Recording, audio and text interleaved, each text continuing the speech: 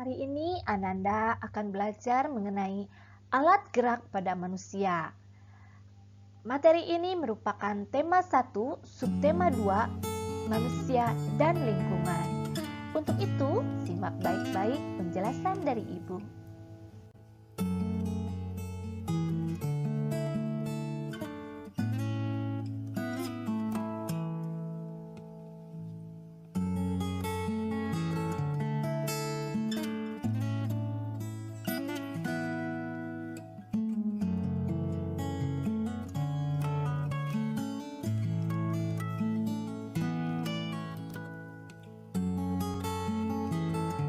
Banyak sekali aktivitas manusia yang dibantu dengan bantuan alat gerak. Beberapa aktivitas manusia yang dibantu dengan alat gerak. Yang pertama adalah menulis. Ya, ini merupakan aktivitas kita yang dibantu dengan alat gerak. Kemudian yang kedua adalah melempar bola. Nah, ini yang sering dilakukan oleh para atlet ya.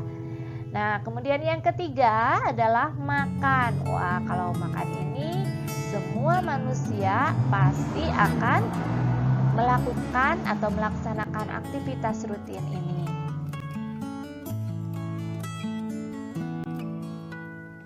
Mana lagi sekarang aktivitas manusia yang dibantu dengan alat gerak? Yang selanjutnya adalah berjalan. Nah, berjalan ini dilakukan oleh kita sehari-hari.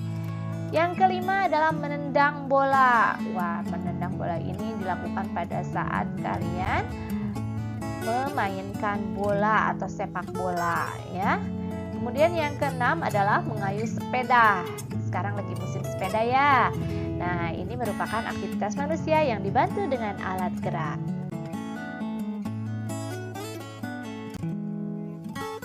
Anggota tubuh dapat bergerak karena adanya otot dan tulang. Untuk menjaga agar otot dan tulang kita tetap kuat, maka kita harus melakukan minimal 2 hal ini. Yang pertama adalah mengkonsumsi makanan dan minuman yang sehat. Jadi jangan makan makanan yang tidak bergizi dan minum minuman yang berwarna-warna gitulah. Kemudian yang kedua adalah menjaga pola makan teratur. Jangan sampai Ananda makannya itu tidak teratur. Kadang makan sekali, kadang makan 2 kali, kadang tidak pernah makan sama sekali. Nah, itu pola makan harus diatur agar otot dan tulang kita bisa tetap terjaga dan berfungsi dengan baik. Sekarang Ibu akan menjelaskan mengenai tulang. Yang mana tulang itu adalah alat gerak pasif. Apa fungsi tulang bagi tubuh kita? Yang pertama adalah untuk menopang tubuh kita agar bisa berdiri. Kemudian yang kedua adalah memberi bentuk tubuh. Dan yang ketiga, fungsi tulang adalah tempat melekatnya otot-otot. Berdasarkan bentuknya, tulang dibedakan menjadi 2. Yang pertama adalah tulang pipi. Tulang pipi ini misalnya adalah tulang telapak tangan dan tulang rusuk. Seperti apa tulang pipi ini? Nah, seperti ini tentunya bentuknya pipih ya. Kemudian yang kedua adalah tulang pipa. Tulang pipa ini misalnya tulang paha dan tulang lengan. Ya, contohnya namanya juga tulang pipa, berarti seperti pipa ya. Nah, makanya disebut tulang pipa. Berdasarkan zat penyusunnya, tulang dibedakan menjadi 2. Yang pertama adalah tulang rawan. Contoh dari tulang rawan ini misalnya tulang telinga ya. Nah, seperti ini contohnya. Bisa juga tulang hidung ya, yang bagian depannya itu agak lunak gitu ya, jadi itu namanya rawan sekali. Nah, kemudian yang kedua adalah tulang keras. Tulang keras ini contohnya apa? Tulang tengkorak. Nah, ini dia tulang tengkorak yang ada di dalam tubuh kita.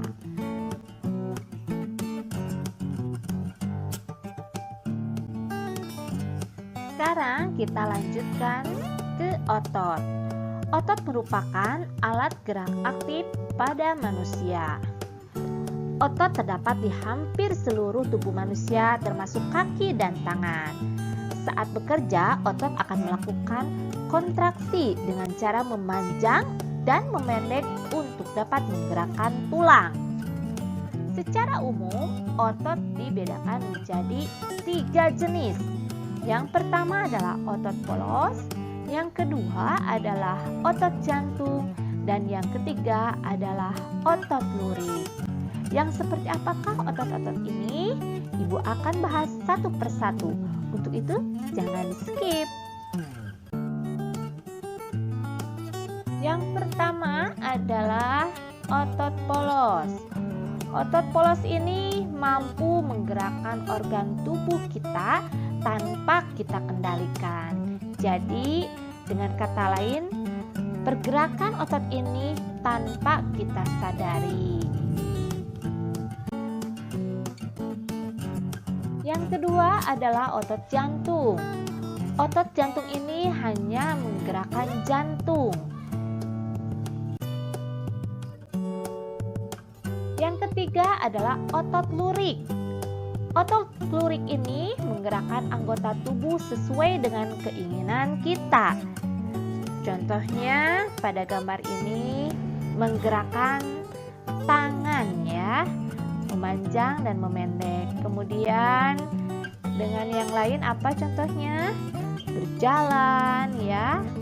Itu merupakan salah satu contoh dari otot lurik. Jadi otot lurik ini bergerak secara sadar atau kita sadari karena sesuai dengan keinginan kita. Tulang dan otot bekerja secara bersama-sama. Sedangkan ada di antara otot dan tulang itu ada yang namanya sendi. Apa itu sendi? Sendi ini adalah penghubung antara tulang yang satu dengan tulang yang lain. Tanpa sendi, tulang tidak akan bisa untuk bersatu. Di dalam rangka tubuh kita terdapat macam-macam sendi. Yang pertama adalah sendi putar. Yang kedua adalah sendi engsel. Yang ketiga adalah sendi geser. Yang keempat adalah sendi pelana. Dan yang kelima adalah sendi peluru.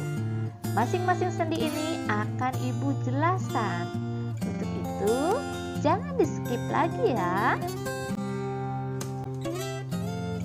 Yang pertama adalah sendi putar.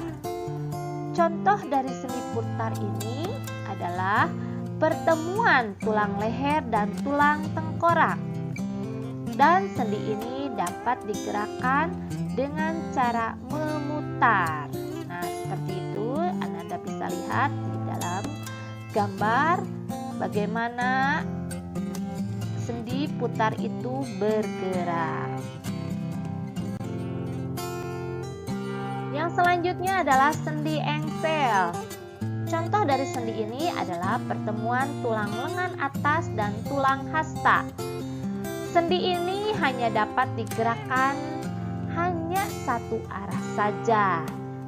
Anda bisa lihat di gambar, jadi sendinya hanya digerakkan satu arah saja.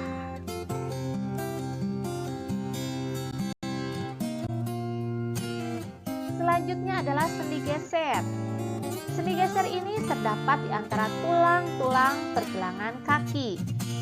Gerakan sendi ini terbatas, yaitu hanya dapat menggeser. Silahkan dilihat baik-baik gambarnya.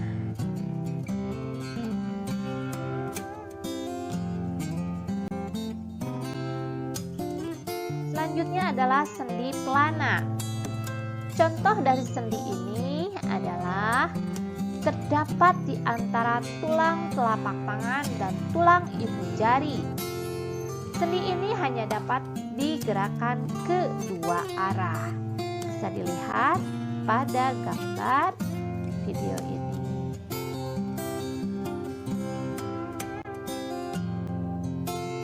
Yang kelima adalah sendi peluru. Sendi peluru ini merupakan tempat pertemuan tulang berbentuk bola dan tulang berbentuk mangkuk. Nah, dilihat ya pada gambar, ada tulang yang berbentuk bola dan juga tulang berbentuk mangkuk. Sendi ini dapat bergerak ke semua arah, seperti antara tulang panggul dan tulang paha.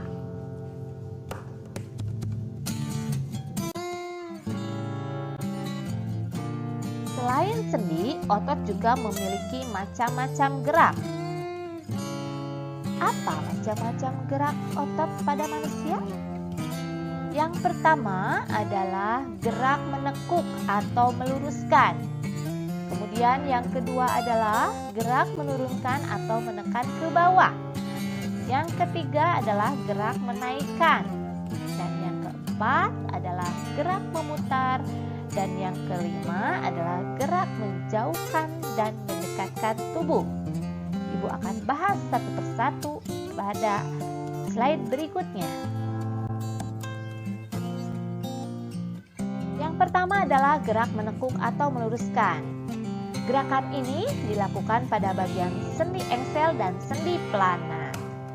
Contoh dari gerakan ini adalah gerakan lutut, gerakan siku, dan gerakan ruas-ruas jari tangan.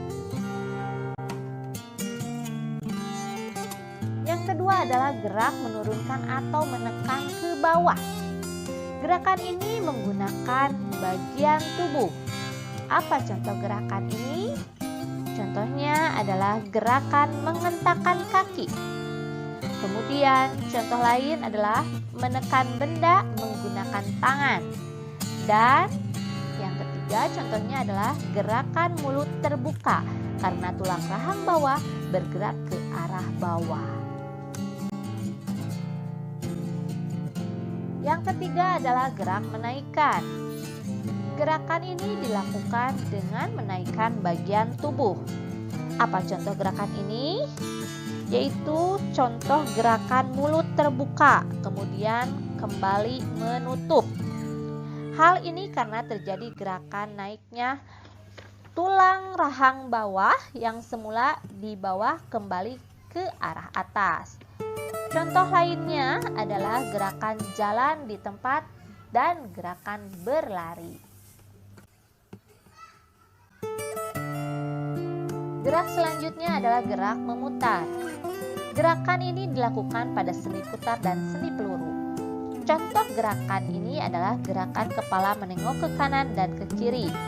Serta contoh lainnya adalah gerakan berputar lengan. Yang kelima adalah gerak menjauhkan dan mendekatkan tubuh. Gerakan ini dilakukan dengan menjauhkan dan mendekatkan tubuh. Contoh dari gerakan ini adalah merentangkan tangan. Selain itu juga contoh lainnya adalah menggerakkan kaki ke arah samping.